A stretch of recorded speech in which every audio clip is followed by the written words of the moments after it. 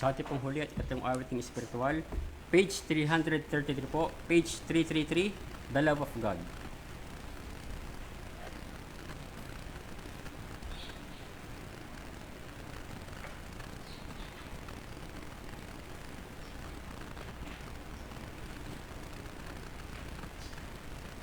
Page 333, The Love of God. The love of God is greater far than tongue or pen can never tell. The love of God, sing. The love of God is greater far than tongue or pen can never tell. It goes beyond the highest star and reaches to the lowest vale. The guilty pair bowed down with care. God gave His Son to win His erring child. He reconciled and pardoned from his sin. O love of God, how rich and pure, how measureless and strong, it shall forevermore endure, the saints and angels' song. When hoary time shall pass away, and earthly thrones and kingdoms fall, when men who hear refuse to pray, on rocks and hills and mountains call, God's love so sure shall still endure, and measureless and strong, redeeming some and of Adam's race, the saints and angels' song. O love of God, how rich and pure, how measureless and strong, it shall forevermore endure, the saints and angels' song. Last stanza. Could be richly the ocean feel, and where the skies of parchment made, where every stalk on earth a keel, and every man a scribe by trade, to write the love of God above, would rain the ocean dry, nor could the scroll contain the who to stretch from sky to sky. O love of God, how rich and pure, how measureless and strong, it shall forevermore endure, the saints and angels' song. Amen. Ngayon pong umaga sa pag-aaral pong muli natin ng ating salita po ng ating Panginoon Diyos, tawagin natin ang ating pong unang mga ngaral, si Brother Roger Blasco.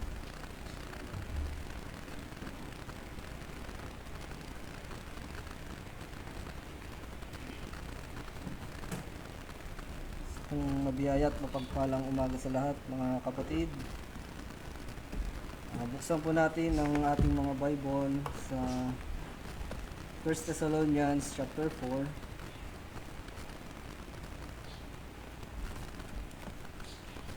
Basahin po natin yung verses 16 hanggang 18. Basahin po sa English, King James Version. Ito po ang sabi. 1 Thessalonians chapter 4 verse 16. For the Lord Himself shall descend from heaven with a shout, with the voice of the archangel, and with the trump of God. And the dead in Christ shall rise first.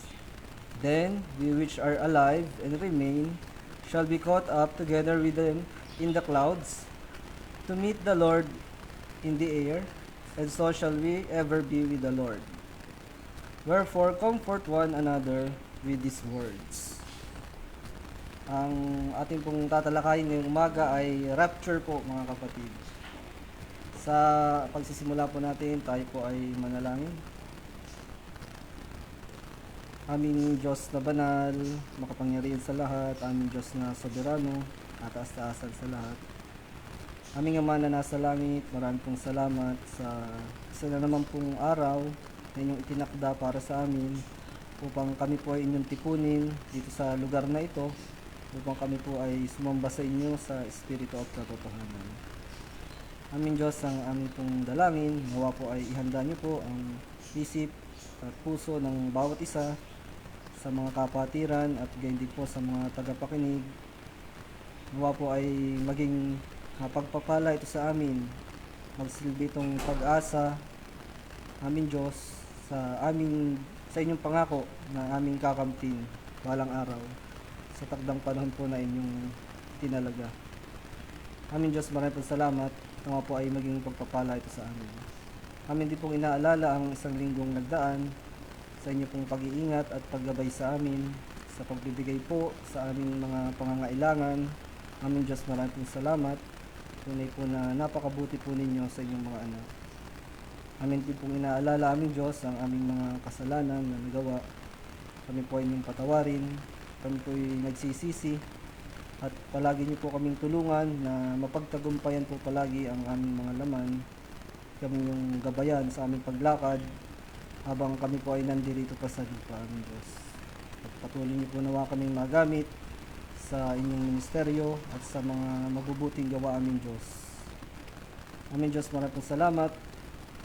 Amin din po inaalala ang mga kapatiran na dumaranas po ng kahinaan na pisikal, may mga sakit, aming Diyos. Ganun pa rin po ang aming dalangin para sa kanila. Mga po ay kahabagan niyo sila at kaawaan, ipuin niyo po ang kanilang mga katawan at bigyan niyo po nawa sila ng kagalingan pisikal. At nawa po ay makita nila kung ano man po ang inyong kalooban, anong inyong tinuturo sa kanila, ay manatili sila, magpakatatag sa pananampalataya at mas lumapit sa inyo, aming Diyos, at maging pagpapala po ito sa kanila itong mga karamdaman na kanilang nararanasan. Pero ganun pa rin po aming dalangin, kung inyong kalooban ay igawan niyo po sa kanila ang pisikal na kagalingan, aming Diyos. Muli po, aming Diyos, maraming po salamat sa isa na namang umagang ito. Palagi niyo po kaming paalalahanan kung gaano kami kapalad na kami ay napabilang dito sa inyong tunay na iglesia dito sa San Pablo, aming Diyos. Nawa po ay tanggapin niyo po ang aming pagsamba, aming Diyos. Muli po, gabayan po ang bawat isa, nawa ng inyong banal na Espiritu. Ito po aming dalangin sa banal na pangalan lamang po ng aming Panginoong Hesus at tagapagligtas. Amen. Kaya po ang ating pong topic ngayong umaga ay rapture po. So, ang rapture po, ito po ay yung promise ni Jesus Christ na siya ay babalik sa kanyang iglesia, para sa kanyang iglesia, sa kanyang bride. Jesus Christ promised His church that He will return for her, sa church, sa bride niya. Ito ay isang pangako ng ating Panginoong Hesus sa kanyang tunay lamang na iglesia. Ito din yung pinakahihintay ng mga Kristiyano, ng mga mananampalataya. Bagamat maraming magke-claim na sila ay tunay na iglesia ng Panginoon at pagdating ng rapture sila ay makakasama. Bagamat ang katotohanan ay remnant na lang talaga ang mga tunay na iglesia ng Panginoon. Mabibilang mo na lang talaga ang tunay na iglesia ng Panginoon. Masabi nga natin, ito ay pinangako lamang sa mga tunay na churches. So, kailangan natin itong bilang mananampalataya, dapat wag tayong yung sa Tagalog magulumihanan ang ating mga puso. Kasi ito talaga ay promise ni Jesus Christ. So kung babasahin natin yung sa John chapter 14, ating tingnan yun. Mga kapatid, John chapter 14 sa verse 1 hanggang 3. So ito pangako ng ating Panginoon Jesus Christ. John chapter 14, sabi sa verse 1, "Let not your heart be troubled." Huwag magulumihanan ang inyong puso. "You believe in God, believe also in me. In my Father's house are many mansions. If it were not so, I would have told you. I go to prepare a place for you." Verse 3, So ito, sasabihin dito ng Panginoon, siya ay muling paparito. And if I go and prepare a place for you, I will come again and receive you unto myself, that where I am, there ye may be also. So yun yung pangako nating Panginoon. At kung ako'y pumaroon at kayo'y maipaghanda ng kalalagyan, yun, ay muling paririto ako at kayo'y tatanggapin ko sa aking sarili. So babalik talaga, yan ang pangako ng ating Panginoong Jesus. At syempre, yung sa ating teksto, yun ang pagbabalik ng ating Panginoon, no? Yung ating pinakahihintay, yung magaganap sa rapture, ano? Sabi sa ating teksto, 1 Thessalonians chapter 4, 16 hanggang 18. Yan.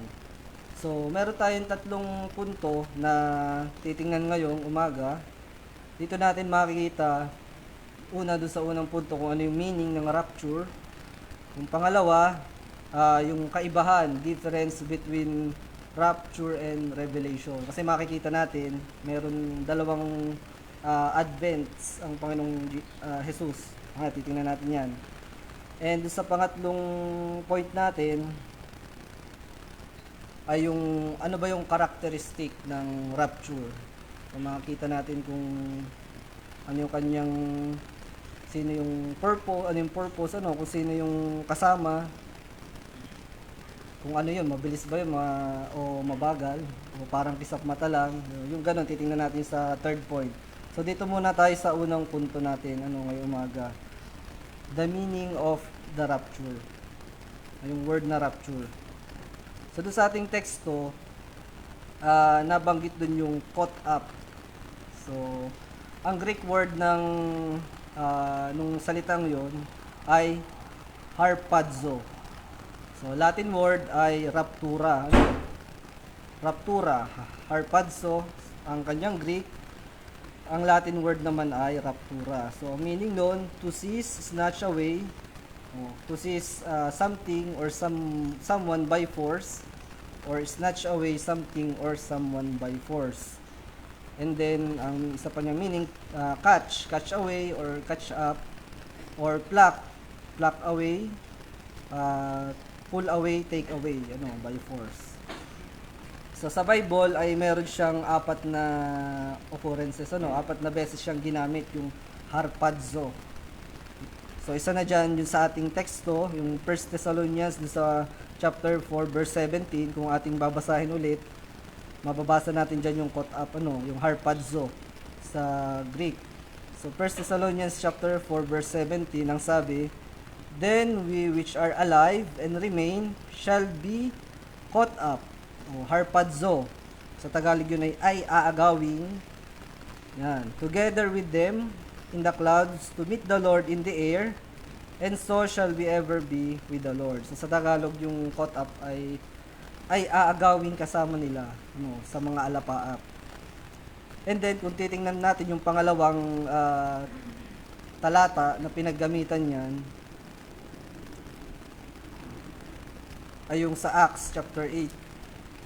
Tingnan din natin yung mga kapatid, para makita natin yung mga talata kung saan makikita yung harpazo. Sa Acts chapter 8, sa verse 39.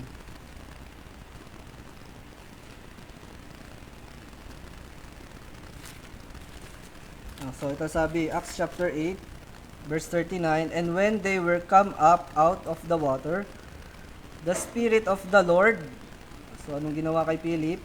Caught away, harpazo, Philip, that the eunuch saw him no more, and he went on his way rejoicing. Sa Tagalog, ang sabi dyan, at nang nagsiahon sila sa tubig, si Felipe yun, at yung eunuch, ay inagaw si Felipe ng Espiritu ng Panginoon. So, yun pa yung isang talata kung saan ginamit yung word na harpazo. And then, dito pa sa 2 Corinthians, tingnan din natin, titingnan muna natin mga kapatid, kung saan ginamit. Para makita nyo yung, ano bang nangyayari pagka nagkaroon ng caught up, harpazo. Dito sa Acts, ang nangyari, inagaw si Felipe, hindi na nakita ng eunuch. So, dito naman tayo sa 2 Corinthians chapter 12. 2 Corinthians chapter 12.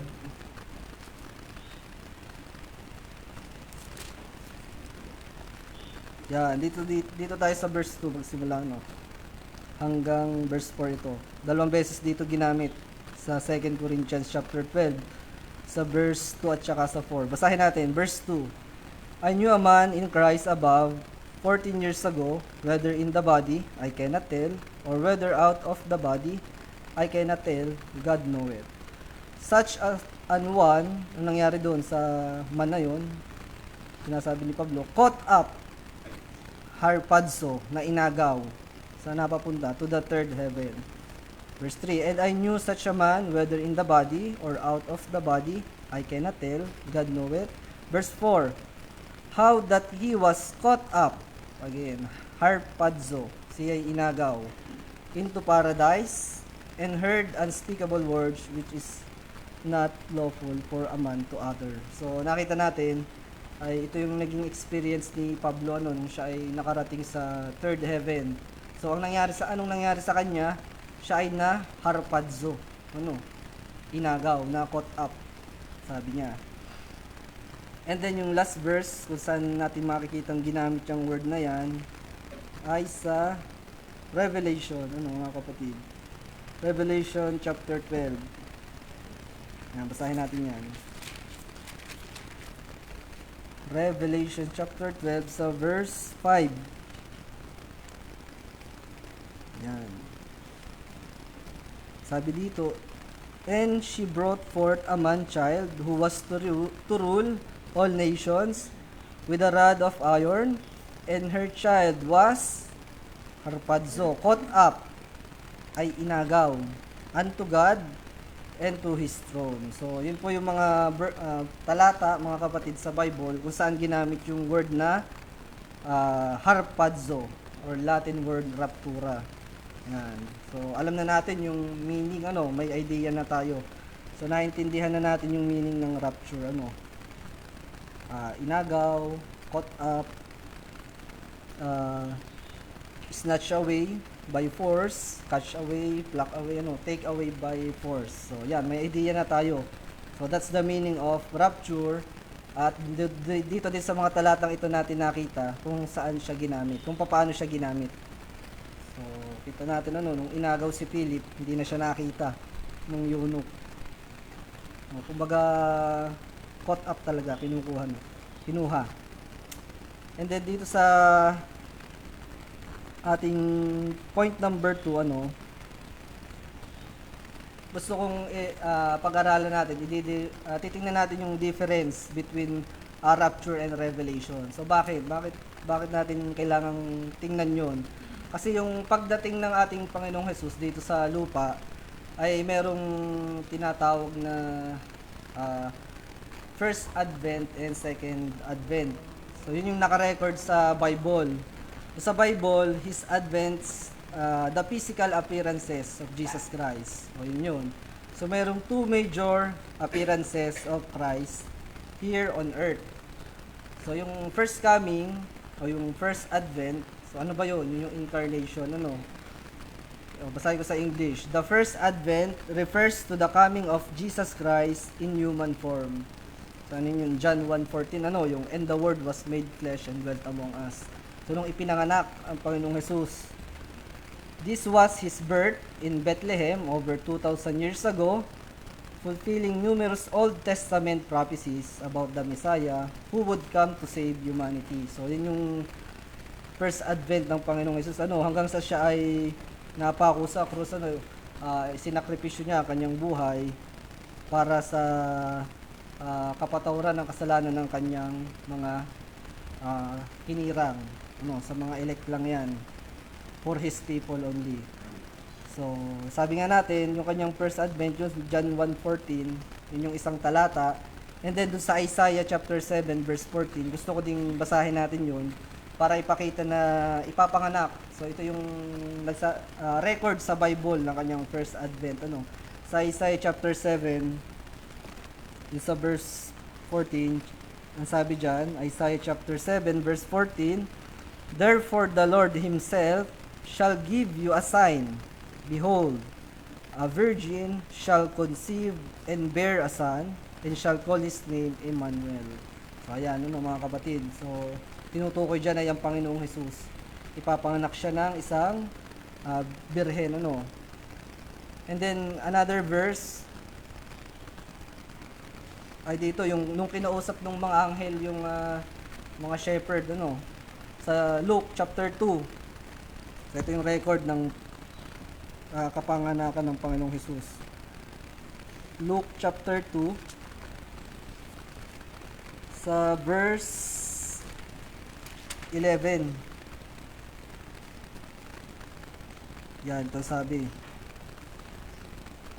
Angelic announcement of Jesus' birth. So ito, sabi dito, for unto you is born this day in the city of David a Savior, which is Christ the Lord. So, yun yung ano, tinatawag na first advent. So, ano naman yung second advent? So, dito sa second advent, mga kapatid, ito yung pangalawang physical appearance ano, ni Jesus Christ. So, meron siyang tinatawag na first phase and second phase. Kasi ang nangyayari kalimitan kasi dyan, nagmi-mix, ano, nagiging isa na lang. So, para makita natin yung kaibahan ng rapture na event dun sa tinatawag na revelation. Kasi yung revelation, doon na siya maghahari, ano, dito sa lupa. So, titingnan natin yung pagkakaiba nun. So, ano ba yung first phase ng second advent ng Panginoong Jesus? Yun yung rapture, yung i-caught up niya in the air, yung kanyang mga saints, yung kanyang bride, yung church. And then yung second phase ay, yun na nga sabi natin, pagbalik niya, kasama na doon yung kanyang mga banal, ano? Yun na yung revelation. So, tingnan natin yung pagkakaiba. Yung difference between rapture and revelation. So, with reference to time. So, yung rapture, mga kapatid, tayo ay naniniwala sa pre-tribulation period, ano? So, bago mag-tribulation, ay kukunin na ng Panginoon ang kanyang church, ano? So, mangyayari na yung rapture. So, before the 7 years tribulation period. So, yun po yung rapture. Yung namang revelation ay after ng tribulation. Pagkatapos, tsaka magkakaroon ng revelation, ano? So, kung babasahin natin dito sa Matthew chapter 24, para makita natin yung ibig natin sabihin, ano, yung revelation ay after ng tribulation. So, Matthew chapter 24 sa verse 29. Matthew chapter 24 verse 29. Babasahin natin. Immediately after the tribulation of those days. Sa Tagalog, datapwat karakarakang pagkatapos ng kapighatian sa mga araw na iyon. Shall the sun be darkened, and the moon shall not give her light, and the stars shall fall from heaven, and the powers of the heavens shall be shaken. So nakita natin doon, ano, sabi sa verse 29, immediately after the tribulation of those days, so ano mangyayari? Tuloy natin, verse 30, and then shall appear the sign of the Son of Man in heaven. And then shall all the tribes of the earth mourn, and they shall see the Son of Man coming in the clouds of heaven with power and great glory. So ito na yung, ano na to, dumating na siya ng may kanyang with power and great glory, ano. So yan yung kaibahan, mga kapatid, dun sa rapture, ano. Sa rapture, walang makakakita dun, mamaya mapapag-aralan natin. Pero dito, sabi dito sa Matthew chapter 24 verse 30, makikita siya ng, and then shall all the tribes of men, all the tribes of the earth mourn, and they shall see, makikita nila, lahat na ng tao makikita. Kasi nga, ito na yung pagbabalik ng Panginoong Jesus with His power and great glory. So, yun yung kaibahan. Lahat na dito ng tao, ano, kahit yung mga unsaved, makikita nila, yung mga reprobate. Verse 31, and He shall send His angels with a great sound of a trumpet, and they shall gather together His elect from the four winds, from one end heaven to the other. So, syempre, dito sa time na ito, meron pa din naman dito mga elect, mga ligtas pa rin. Bagamat hindi na ito part ng bride niya. Pero hindi naman ibig sabihin nun wala nang save. Meron pa din, yan no, ang patunay. Igagather ng angels, ng kanyang mga elect. And then another, with reference to time, yung rapture, mga kapatid, before the coming of the Antichrist yun. So, syempre, bago ma-reveal yung Antichrist, wala na dito yung church, yung bride.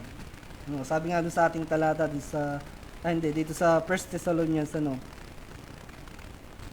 ito, magawag tayong mag-alala. 2 Thessalonians chapter 1 verse 7, 7 to 10. 2 Thessalonians. Tingnan natin yan. 2 Thessalonians chapter 1.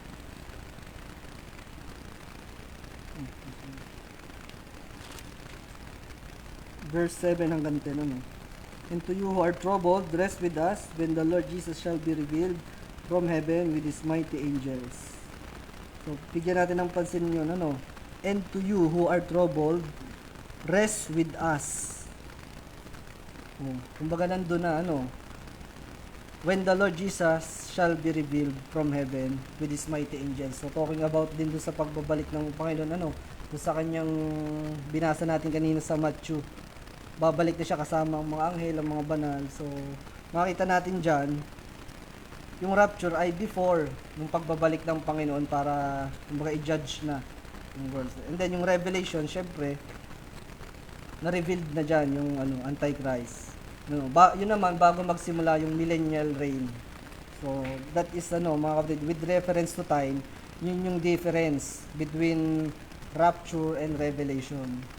Again, para i-summarize natin,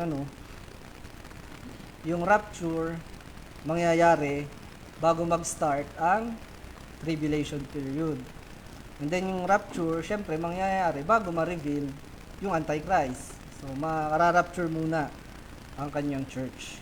And then, pag yung revelation na, yung phase 2 ng second advent ng Panginoong Jesus, ng kanyang pagbabalik, yung revelation after yun ng tribulation period, yun ang siya nga ay bababa kasama ng kanyang mga anghel, ng mga banal. Yan.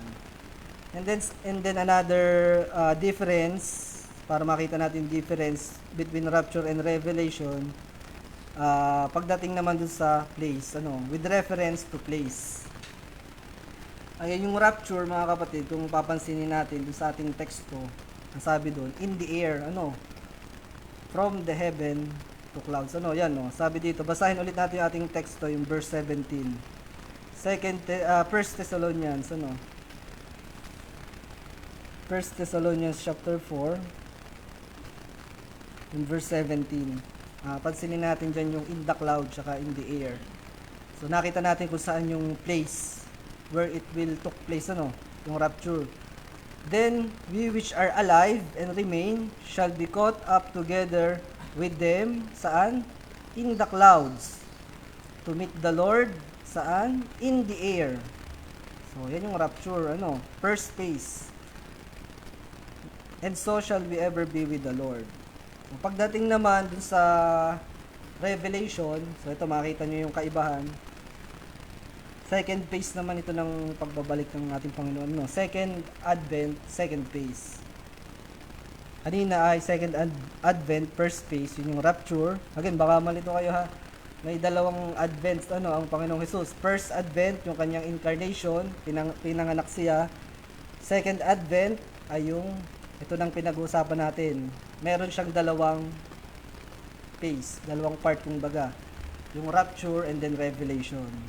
Kasi yung iba, pinag-iisa na yan Nagkakaroon na nako-confuse na napapaghalo-halo na yung mga talata. So nakikita natin dito sa mga talata, hinihimay natin para makita natin yung difference. Yan. So rapture, mangyayari in the clouds, in the air. Sabi din sa binasa natin sa ating teksto. Ngayon yung revelation naman, on the earth. Dito magaganap, from heaven to earth. Kumaga touchdown. Kanina hindi nag-touchdown dun sa nasa cloud lang siya, nasa air. Ngayon makikita natin from heaven touchdown to earth. So ito na yung Revelation. So, ang mababasa natin yan sa Matthew chapter 25. Simulan natin doon. Matthew chapter 25. Kasi, oo nga, alam natin yung rapture, pero mas maganda ay mas mag-grow tayo, mas lumago tayo pagdating dyan sa rapture. Kasi hindi naman pwedeng sabihin, oh, alam ko yun. Tulad nito, meron yung first phase, yung second advent ng Panginoon. Baka kasi mapagaya tayo dun sa ibang mananampalataya, ibang nagtuturo na naghalo na yan, yung dalawang yan, hindi na ma-differentiate, ginagamit yung talata patungkol sa Revelation, ginagamit sa rapture. So, mali. So, ang ginagawa natin, ating inaaral, bilang mga tunay na iglesia, mga tunay na mananampalataya ng Panginoong Hesus, dapat, alam natin to. Hindi tayo mako-confuse, mga kapatid. Okay, yan, tuloy natin. Revelation. Sabi natin, mababasa sa Matthew chapter 25, sa verse 31, doon natin simulan. When the Son of Man shall come, dadating ulit, in His glory, with glory na, and all the holy angels, so ito yung kasama, with Him, then shall He sit upon the throne of His glory. So, uupo. Sa Tagalog, kung magkagayoy, luluklok siya sa luklukan ng kanyang kaluwalhatian. Verse 32, and before Him shall be gathered all nations,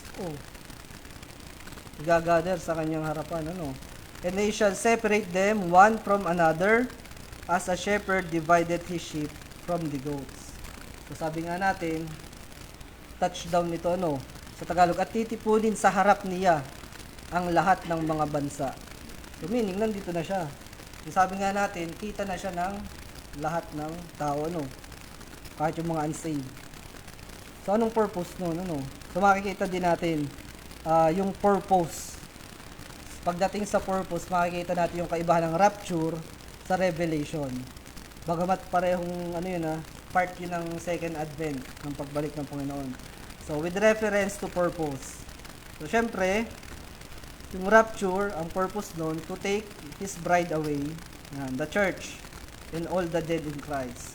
So meaning, hindi na mararanasan ng kanyang bride, ng church, yung 7-year tribulation, hindi niya papapasukin doon.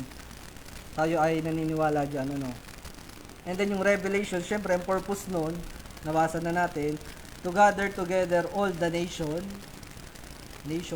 Jews and Gentiles, elect and reprobates. Kasi sabi nga natin, may saved pa din nung time na yon. Nakita nyo yung binasa natin, yung angel, i-gather nyo yung mga elect. So, ang purpose ng Revelation ay paghihiwalayan, yan, to gather all the nation, Jews and Gentile, elect and reprobates, children of the kingdom and children of the wicked one, tares and wheat, sheep and goat. So, paghihiwalayin. So, ito na. Dito din natin yung mababasa pag dinulay natin yan sa Matthew chapter 25. And then yung rapture, Jesus Christ will return as a bridegroom. Jesus Christ will return as a bridegroom, para doon sa kanyang bride. Bridegroom si Jesus Christ, pagbalik niya sa rapture, para doon sa kanyang bride, which is yung tunay na iglesia, yung church. And then Revelation, makikita na natin, connected dun sa purpose, si Jesus Christ ay babalik as a judge and king. He will judge the reprobates, and He will establish His kingdom here on earth, and will rule and reign as king. So, tutuloy natin yung basa, Balik tayo sa Matthew chapter 25 para makita natin na pagbalik ni Jesus Christ dun sa, second phase, Revelation, na siya dyan, judge and king. So, Matthew chapter 25 verse 31, when the Son of Man shall come in His glory, and all the holy angels with Him, then shall He sit upon the throne of His glory. So, touchdown, from heaven to earth. 32, and before Him shall be gathered all nations, and He shall separate them one from another, as a shepherd divided his sheep from the goats. So, magkakaroon ng separation, sheep and goats. Se-separate, paghihiwalayin. 33. And he shall set the sheep on his right hand, but the goats on the left. So, dinivide. Sa right side, right hand, yung mga sheep, at yung mga goats ay sa left. So, kita na, yung elect at reprobate. 34. Then shall the king say unto them on his right hand, Come ye, blessed of my father, inherit the kingdom prepared for you from the foundation of the world. So, kung mapapansin niyo, ito din yung pangako niya, magpe-prepare siya ng place para doon sa kanyang mga elect. So, ito na yun. Connected siya doon, And then, ano naman gagawin doon sa mga goat? Kasi ito yung nasa right, ito yung mga sheep. Anong gagawin doon sa mga goat? Sineparate. Talo tayo doon sa verse 41. Then shall he say also unto them on the left hand, so ito yung goat, Depart from me, ye cursed, into everlasting fire, prepared for the devil and his angels. So na-judge sila, ginudge na sila according to their works. And they shall go away into everlasting punishment. So tala tayo sa verse 46. And this shall go away into everlasting punishment, but the righteous into life eternal. So nakita nyo, yun yung purpose ng revelation. Hindi na ikokot up pa in the air, hindi na irarapture, kundi revelation na. Bagamat parehas, kung titingnan natin, parehas binanggit dyan na darating babalik ang Panginoon, Pero nakita natin yung pagbabalik niya, dalawang phase, First phase, rapture, para sa bride lamang, sa church. Second phase, ay revelation na. Yun ang i-judge niya na ang sanglibutan, I-divide na yung sheep and goat. Yan. Parang related din ito mga kapatid dito sa sa the parable of the weeds. Tingnan din natin yun, mga kapatid. Yung Matthew chapter 13.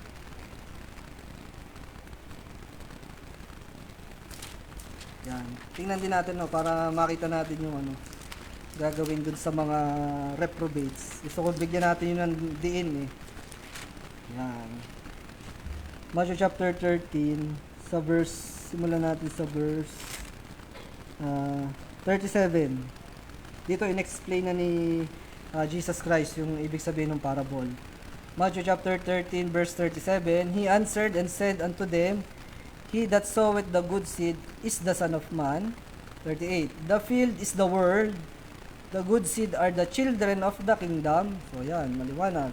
But the tares are the children of the wicked one. So, nakita natin, mayroong pagkakaiba. 39. The enemy that sowed them is the devil. The enemy that sowed them is the devil. The harvest is the end of the world, and the reapers are the angels. 40. As therefore the tares are gathered and burned in the fire, so shall it be in the end of this world. So nakita nyo, nagbigay ng parable dati ang Panginoong Jesus, explaining itong kanyang second phase ng kanyang second advent. 41. The Son of Man shall send forth his angels, and they shall gather out of his kingdom all things that offend, and them which do iniquity. 42. And shall cast them into a furnace of fire, there shall be wailing and gnashing of teeth. So pag binanggit yung wailing and gnashing of teeth, tinutukoy niyan ay mga ay impyerno yan, mga unsaved ang makakaranas niyan. 43. Then shall the righteous shine forth as the sun in the kingdom of their Father. Who had ears to hear, let him hear. So yan ang mangyayari dun sa mga goat. Nagbigay na pala ng parable dati ang Panginoong Hesus. Nagbigay na siya ng parable tungkol dun sa mga magaganap na separation at anong mangyayari dun sa mga reprobate, sa mga sheep. Yan. Ito, basahin din natin itong sa Revelation, related din ito dito. Revelation chapter 19.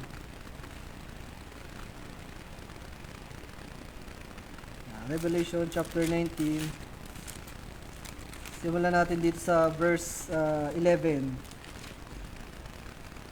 So ito sabi, Revelation chapter 19, verse 11, And I saw heaven open, and behold, a white horse, and he that sat upon him, si Jesus Christ yan, was called faithful and true, and in righteousness he doth judge and make war. So kita nyo, sa pagbabalik ng Panginoon sa second phase ay, ang gagawin niya ay, i-judge. Mag-judge na siya, judge and king. Talang tayo sa verse 14. And the armies which were in heaven followed him upon white horses, clothed in fine linen, white and clean. So, sino kasama niya? Yung armies niya. So, syempre, kasama dyan ay angels at yung kanyang mga banal, mga saints. Verse 15, And out of his mouth goeth a sharp sword, that with it he should smite the nations. So, yun. I-judge na talaga. Together with his saints and angel, ano. And he shall rule them with a rod of iron. So, magiging king kasi mag-rule na. And he treaded the winepress of the fierceness and wrath of Almighty God. Verse 16, And he hath on his vesture and on his thigh a name written, King of Kings and Lord of Lords. So, pagbalik niya, sabi nga natin, sa second phase ng kanyang second advent, he will come as judge and king. Yan. Tutuloy nga natin itong Revelation chapter 19. Talan tayo sa verse 19.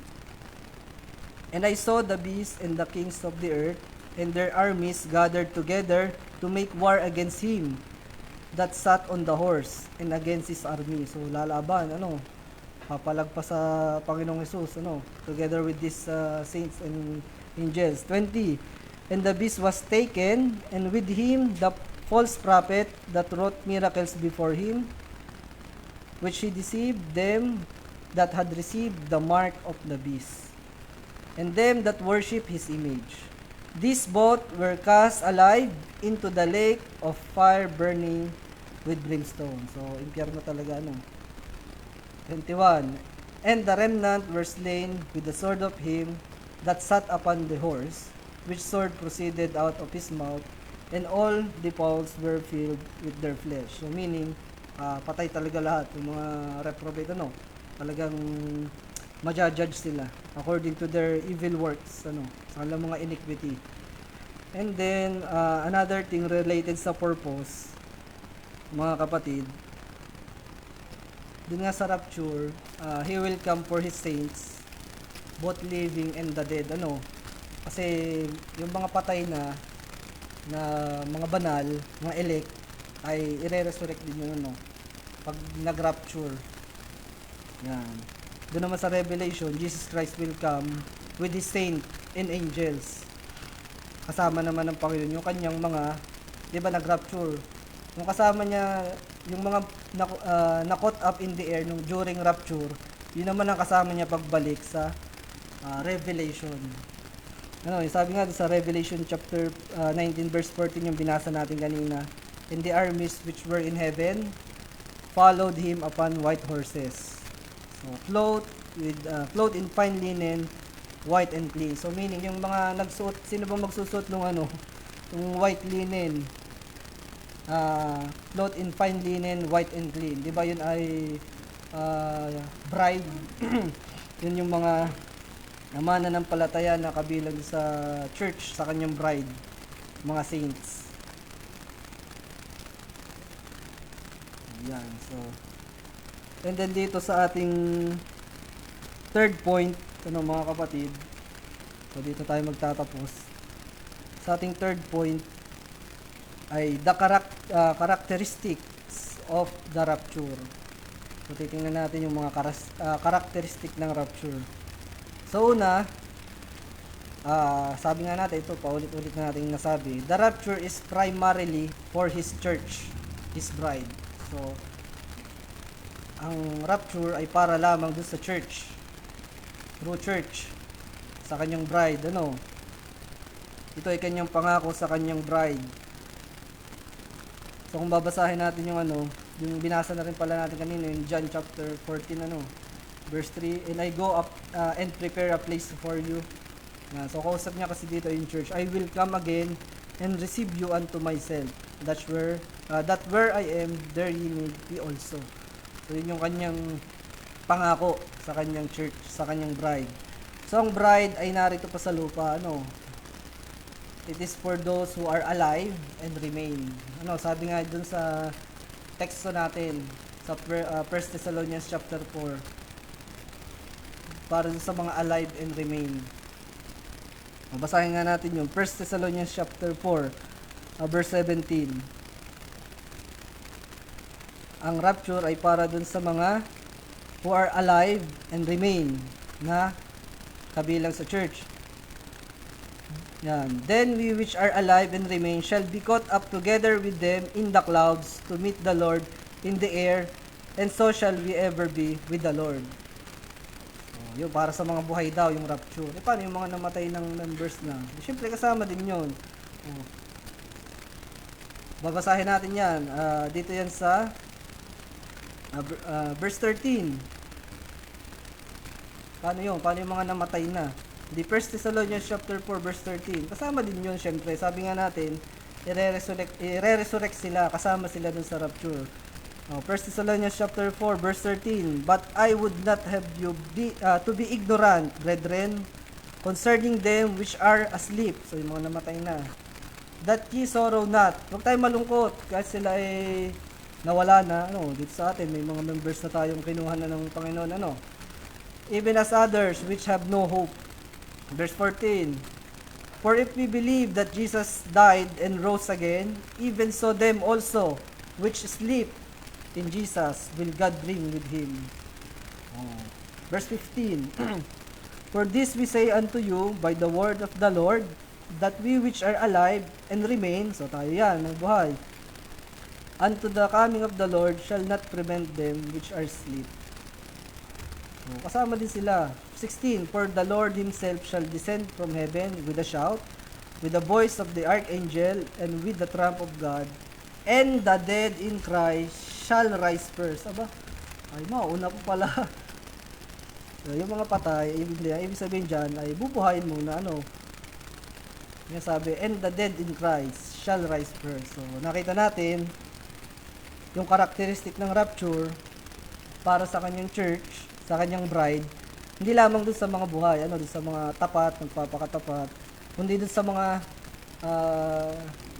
pumanaw na nating mga members, ng tunay na iglesia ng Panginoon, na nagpakatapat din. Kasama sila, kaya wag tayong mag-alala, So, tapat yung sa pangako ang Panginoon, sa kanyang pangako ang Panginoon. Kasama din sila.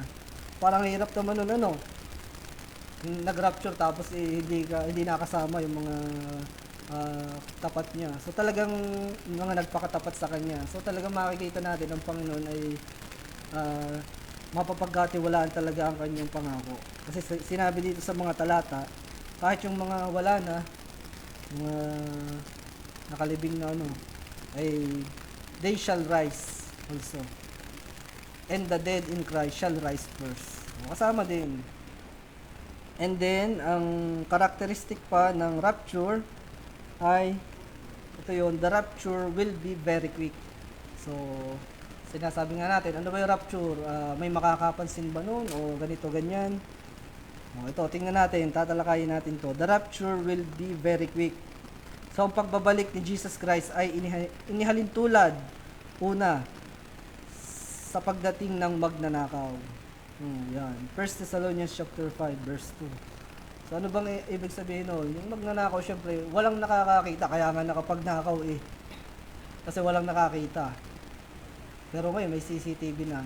Pero ang ibig sabihin nun, walang makakapansin, kaya nga natuloy yung pagnanakaw. So, inihalin tulad siya sa ganung event na walang makakapansin. So, basahin natin yun. 1 Thessalonians chapter 5, verse 2. So, dito inihalin tulad. Ito yung characteristic ng rapture. The rapture will be very quick na inihalin tulad sa magnanakaw. 1 Thessalonians chapter 5 verse 2.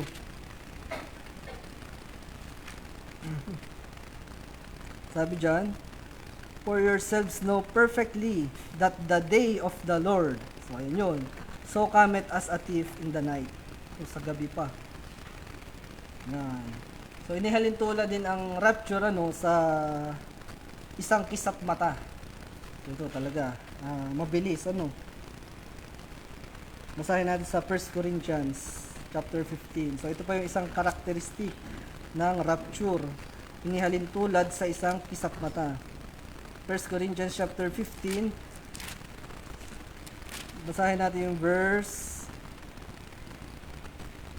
sa 51. Simulan natin sa 51. Sabi dito, "Behold, I show you a mystery. We shall not all sleep, but we shall all be changed." 52. "In a moment, in the twinkling of an eye." So, yun. "At the last trump, for the trumpet shall sound, and the dead shall be raised incorruptible." So, yan, talagang binabanggit, mabubuhay din yung mga namatay na sa Panginoong Hesus. Yan. We shall be changed. Ang pansinin natin dyan ay yung in the twinkling of an eye. So, inihalin tulad yung rapture sa kisap mata. Sabi dito, ang kisap mata ay 0.1 to 0.15, ganun lang seconds, ganun lang kabilis. So, walang makakapansin, Yan. Yung in the twinkling of an eye, idiom yun. Ang ibig sabihin talaga doon, it happens very quickly. Sabi natin, walang makakapansin. So, kung walang makakapansin, dito na tayo. Ano pang isang karakteristik ng rapture? Ayun na. The rapture will be unnoticeable. So, sobrang bilis, walang makakapansin. So, hindi totoo yung sa movie. May mga movie kasi, rapture. Pag nag-rapture, aeroplano, yung pilot, biglang nawala, ay di sirok na nga pababa yung aeroplano. Bago yung mga kotse, nawala yung mga driver. Hindi nagbangga-bangga. Tapos may mga sabog-sabog pang ganun. So, kung kayo nakapanood ng mga rapture. Pero kung i-imagine niyo mga kapatid, try to, analyze, ilan lang ba tayo dito, sa Church sa San Pablo? Kung mag-rapture, sabihin natin kasama na lahat. Ano magiging effect noon? May mga mababangga kayang kotse. Walang may kotse dito. Meron bang piloto sa atin? Paano mangyayari yun? Imagine niyo, kasi remnant na lang talaga yung true church ng Panginoon. Kaya nga, binanggit dyan, ay ganun, hindi siya mano-notice, unnoticeable. Bagamat sabihin natin, may mga sasakyan ka nga, kung ma-aksidente ka man lang, edi wala siyang effect globally. Tuloy pa rin yan, yung sanglibutan. Kasi kung mapapansin niya, kung kagaya dun sa mga movie na nagkagulo ng lahat ng tao, di magiging aware sila. Aba, tunay pala yun. Tunay ang Diyos. So, try to think about it, i-analyze nyo yun.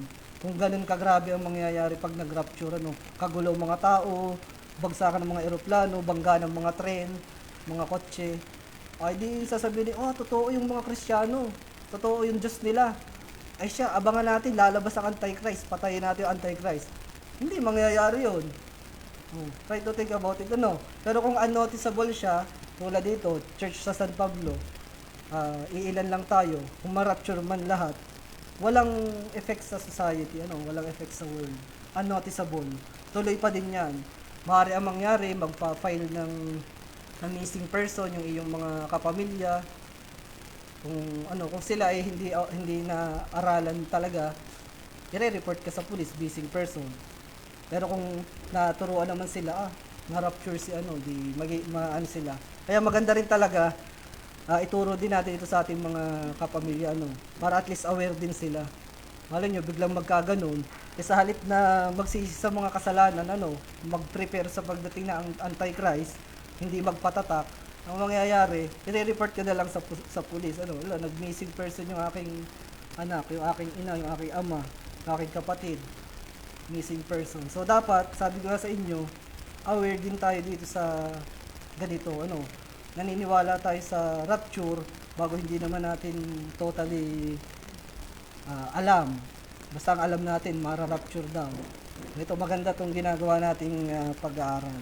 So ayun, mga kapatid, yung illustration ko, kasi talagang pag nakakapanood ako ng movie, yung Rapture na movie, talagang kagulo.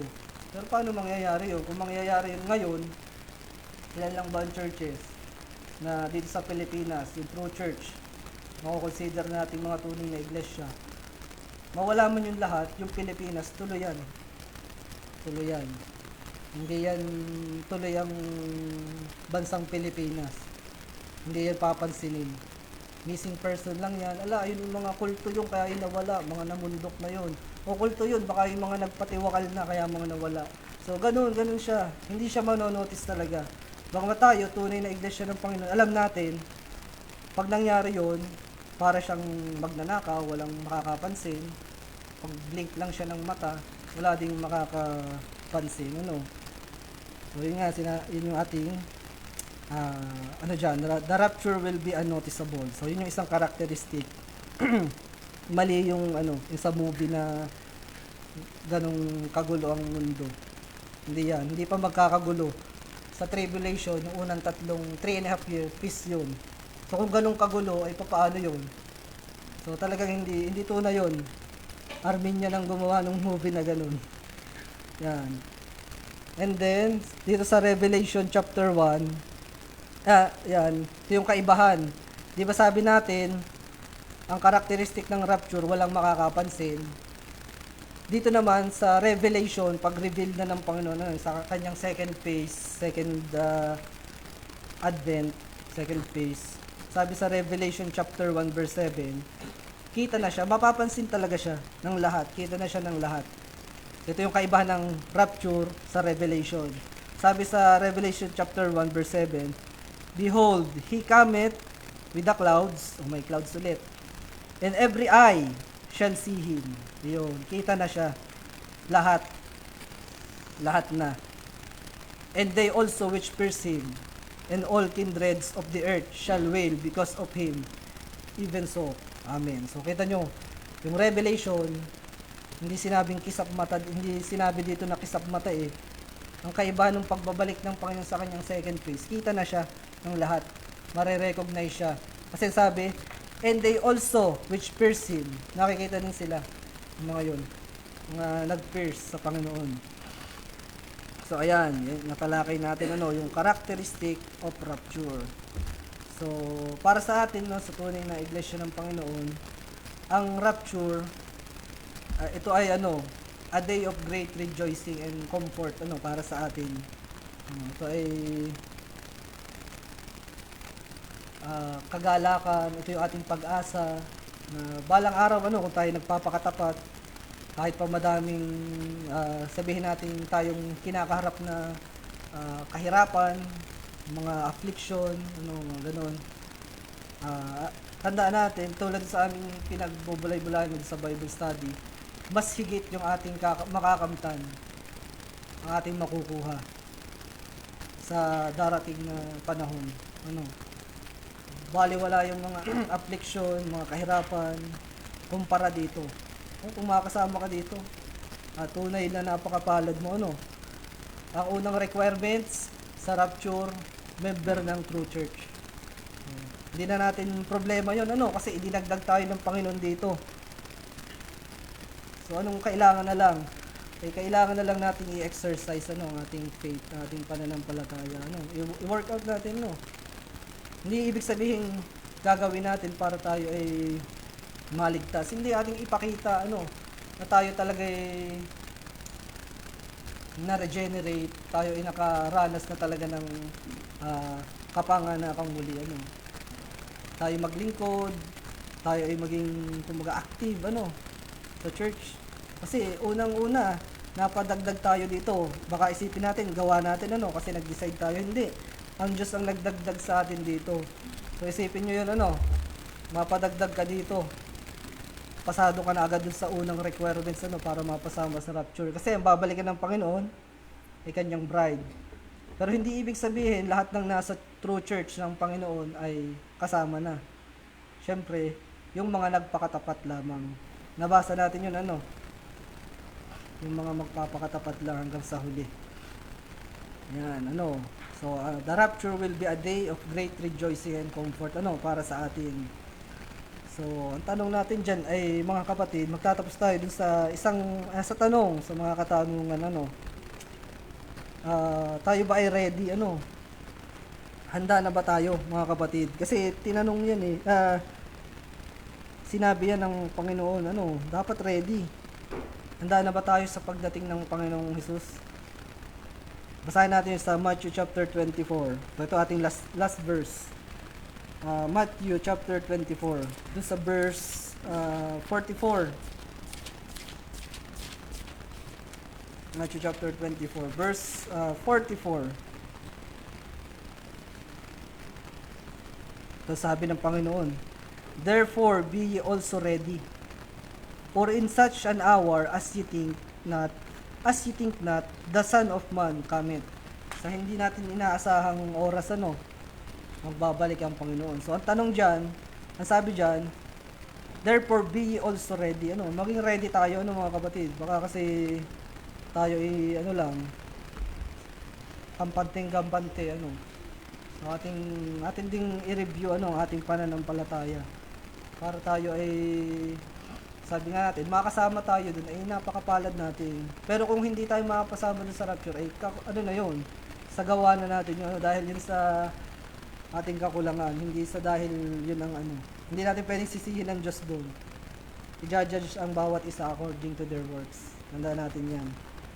So, napakapalad nga natin kaya sinasabi nga, binabanggit natin sa panalangin, paalalahanan niyo po kami palagi kung gaano kami kapalad na napabilang sa inyong tunay na iglesia. Kasi paano yung mga sa ibang church, umaasa na sila ay kasama sa rapture, pero saka talagang tapat, ang sisipag, yung mga JW na nakikita, ay hindi sila naniwala dun Ibig sabihin yung zealousness nila, nila sobrang tapat sila, pero in the end nadaya sila, yung mga bulang Armenian na pastor, napabilang sila sa hindi tunay na iglesia ng Panginoon. So sabi mo nga, paalalahanan nawa tayo palagi ng Panginoon, kung gaano tayo kapalad na napabilang sa kanyang tunay na iglesia, kasi siya nagdagdag. So ang tanong natin ay, faithful ka ba? Doon naman sa mga hindi pa saved ka na ba?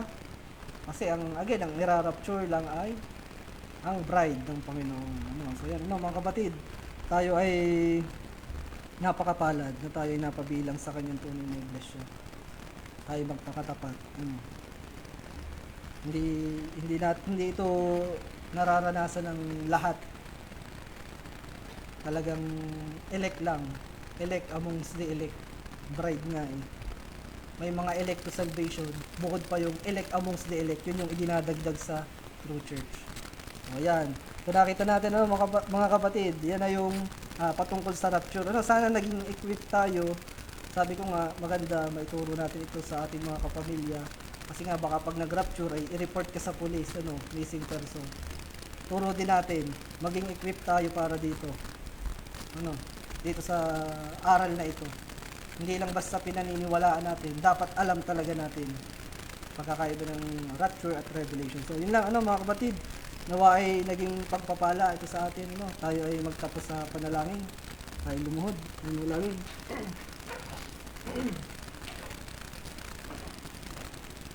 Aming Diyos na banal, aming Ama na nasa langit, soberanong Diyos, maraming salamat sa napakagandang aral na ito na inyong ibinigay sa amin, na itinuro. Ito rin po ang aming pag-asa na sa darating na panahon, aming Diyos, aming mararanasan. Kami ay makakasama namin kayo dyan sa alapaap at kami mapapasa inyo, aming Diyos. Bilang bride, aming church, aming Diyos. Maraming po salamat.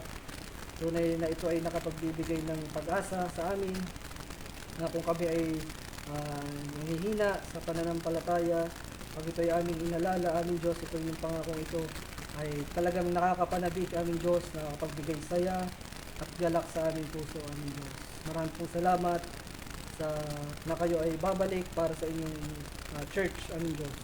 Maraming pong salamat at hindi nyo paparanasin ng papapasukin sa tribulation, sa great tribulation, aming Diyos, ang inyong tunay na iglesia, ang inyong bride. Maraming pong salamat. Tunay po na napakabuti po ninyo, aming Diyos. Salamat po sa mensaheng ito, sa amin, aming Diyos, ngayong umaga. Tunay po kami ay na-bless, aming Diyos. Maraming salamat. Hindi po aming Diyos, sa amin pong pansamantalang paghiwa-hiwalay, ang aming dalangin, ay ihatid niyo po ang bawat isa sa kanyang tahanan, ng ligtas po at mapayapa. At nawa po, uli aming Diyos, mamayang hapon, nawa po ay kami inyong ihatid muli dito upang makakasama po namin ulit ang bawat isa sa panghapong pananambahan ng Diyos. Nawa po ay mangyari po ang inyong mabuting kalooban sa amin palagi. Ito po aming Diyos, maraming salamat. Amin pong inaalala din ang aming pastor, Pastor Norman, sa kanya pong pagbiyahe po pabalik dito mamaya, ay ihatid niyo po din po siya ng ligtas at mapayapa. At nawa po ay makasama namin siya mamayang hapon sa panghapon din ng pananambahan ng Diyos. Muli po, ang Diyos lahat po ng papuri, salamat, pagsamba, karangalan ay para po sa inyo lamang. Nawa po ay tanggapin niyo po itong aming pagsamba, maging kalugod-lugod po sa inyo aming Diyos. At palagi niyo po kaming gabayan sa pamamagitan ng inyong banal na Espiritu. Ito po aming dalangin sa banal na pangalan lamang po ng aming Panginoong Jesus. Amen. Awitin po natin ang doxology. Praise God from whom all blessings flow. Praise Him all creatures here below. Praise Him above the heavenly hosts. Praise Father, Son, and Holy Ghost. Amen. Amen. Amen. Ito, maraming salamat. Magandang tanghali po. Magandang umaga po. God bless po.